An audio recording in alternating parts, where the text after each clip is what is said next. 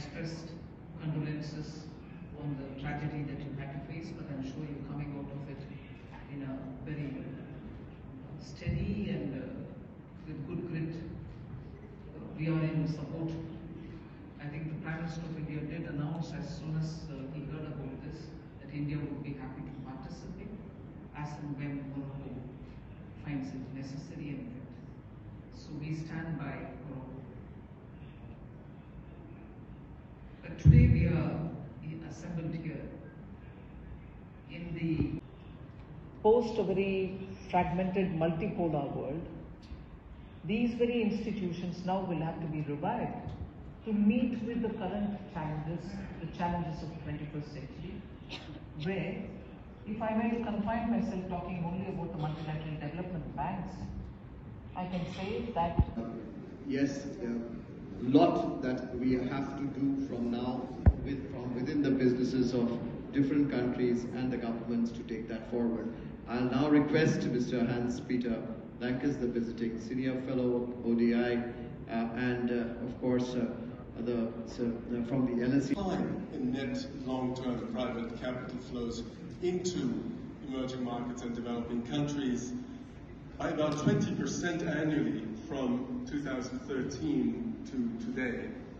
So not only did we not achieve that significant increase, that significant step up in these flows for Sustainable Development Goals and climate goals, we actually went backwards. We're beginning to better understand the causes. So the question that I was being asked is, how do we improve private capital flows, how do we increase private capital flows for the SDGs and the climate? So with all this, today for the CII, the panelists are certainly going to be talking on reviving growth with inclusivity, and for that galvanizing private capital to support governments and multilateral institutions. Very much synchronizes with the recommendations of the international expert group, the co-convener, N.K. Singh is. We are more capable of addressing, and that is where I found the India Think 20 process has produced a lot of very useful material. The most important reform.